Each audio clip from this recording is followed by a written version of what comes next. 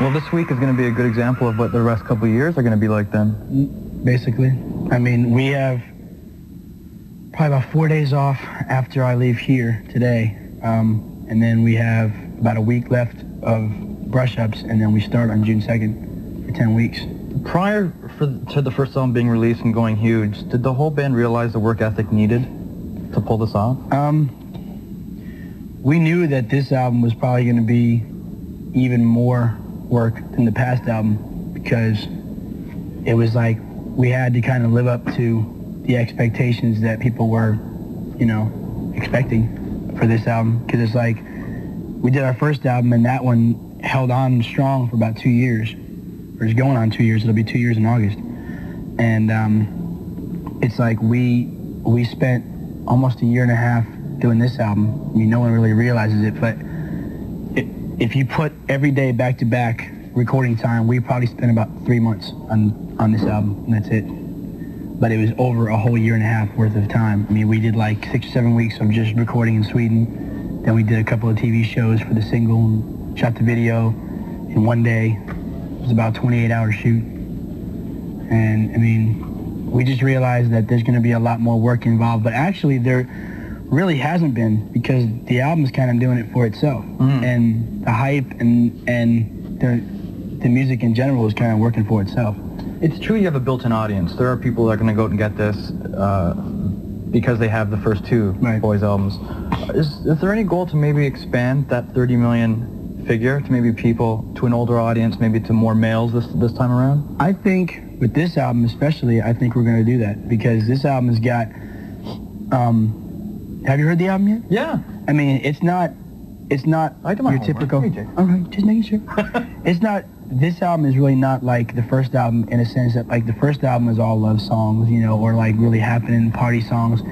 This album is a little bit more of a growth for us. I mean, songs like Show Me the Meaning, The Perfect Fan, Don't Want to Lose You Now, they're a little bit deeper. And then there's like songs like Don't Want You Back, which is my favorite song on the album, which is the complete opposite of like a typical Backstreet Boys record. It's more like the angry side of us, you know, saying that you're in some kind of relationship with a girl and she just totally disses you and you just don't want her back. You just say, the heck with you. You're out of my life for good. But it's like, I think vocally this was a more challenging album, and on top of that, there were songs written and produced by us, which is really a growth, and hopefully we'll gain a whole lot more respect from critics especially, and people in this industry, you know, other, you know, artists and such. So I think this album will hopefully, knock on wood, will do better than the, you know, last two albums. I think it will. Even though Brian co-wrote Larger Than Life and Perfect Fan, I would imagine those are sentiments the whole band shares. Yeah, I mean, we all, like on It's Gotta Be You, Brian and I did pretty much most of the vocal arrangement on that song, and Brian co-wrote Larger Than Life, and he co-wrote I'll Be the One, and he wrote Perfect Fan about a year and a half ago. Kevin wrote Back to Your Heart in like 2 hours. Kevin flew out to Alabama, started playing the piano over at Gary Baker's house, and Gary sat down and started playing his, you know, guitar, and within 2 hours the song was written. And I mean, I don't know, it's weird. It's like we had a lot more say on this album, which is good, which makes this a whole lot more personal of an album and makes it more, I think, of a Backstreet Boys record. Well, there's a lot of introspection going on with those two songs in particular. You know, Brian was obviously thinking something before he helped put the pen to paper. Has the past year or a couple years been that way for you? Like just a lot of thinking going on, taking stock in a lot of things? We had this past year has been basically the Rolling Stone issue hit it on the head. I mean, it was kind of a real abrupt title, but it's true. This has been the Backstreet Boys year in hell, because we had deaths in some of our families. Howie lost his sister, Dennis Pop. Brian and Kevin lost their grandfather. Brian had surgery.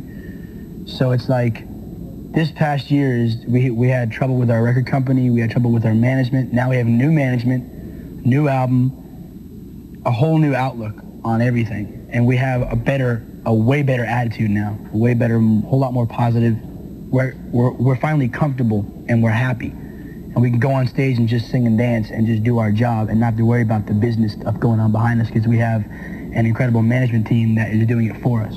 Ideally, that's what it's all about, is that comfort level. Exactly. And I mean, for this past year, we'd have to, like, 10 minutes before a show, sit down and have a meeting about finances or a meeting about this, and it just stresses you out. Yeah. I mean, I don't want to go on stage thinking about, you know, firing somebody or doing this or hiring somebody or production or this and that. I just want to get up on stage and sing, and that's it, you know? The shit that went down with management, old management, how did that affect the dynamics of the group? Did it bring you guys closer together at all? Definitely. I mean, we had to, we were going through a point in time probably for about 8 months where we basically had no management. We were doing it ourselves. And I mean, it was difficult because we're not managers. I mean, we're artists. We have no clue what the hell we're doing, you know, when it comes to that, you know, promotion stuff, traveling, touring, booking shows, booking tickets. I mean, all these kind of things that is not really our job, you know, but we got through it. It was pretty rough, but we made it. And then we finally sat down in Las Vegas and met with, probably 10 to 15 management companies, just one after another.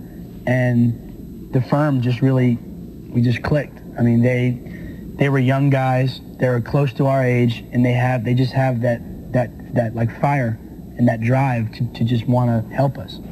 And they've done an incredible job so far.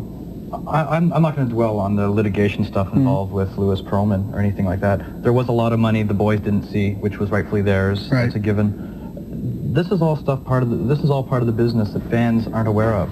Yeah. And I mean, you know, I talk to people all the time that says, "Oh, you know, I want to get into the business." I'm looking at them and I'm going, you know what? It's more than standing up on. That's why this is called the music business, because I mean, we did a show with we didn't actually do the show with them, but we went and saw the Temptations probably about 2 years ago. And we all of us went backstage and we talked to a couple of the guys, and one of the guys turned to us and said, "You know what, you guys, I'm just going to give you a little bit of advice." He's like, "You realize that this is called the music business." He's like, "Don't forget that while you're on stage doing your music, your business can be walking out the door behind you." And it's very true. I mean, and your business could be totally screwing you over behind you while you're on stage doing the music. And it's true. But I mean, nobody really knows what the heck we went through for a year, but we've all grown up a lot in the last year, and we've all matured and became businessmen. We've been kind of forced to, you know, but it's definitely beneficial to us because now we understand things in every department better. You know, we're not real businessmen or managers or anything like that or attorneys, but we understand more now, and we're not getting the wool pulled over our eyes anymore. What won't kill you will make you stronger? I think the fact that the five of us had to really come together as a group and stand up for what we wanted, and instead of like two of us wanting this and three of us wanting that, or one of us wanting this and four of us wanting that, five of us came together as a team and just said, "This is what we want," and we got it. It took us a while to get it, but now we have it. And like I said, now we all go on stage and we're happy to get back on stage. And we're not worried about anything. We're up there just doing what we do best. And it's so much easier. I got to wrap this up quickly, but just before you head out, you lift the head up, just for the ladies, just for the eyes. There you go. Hello.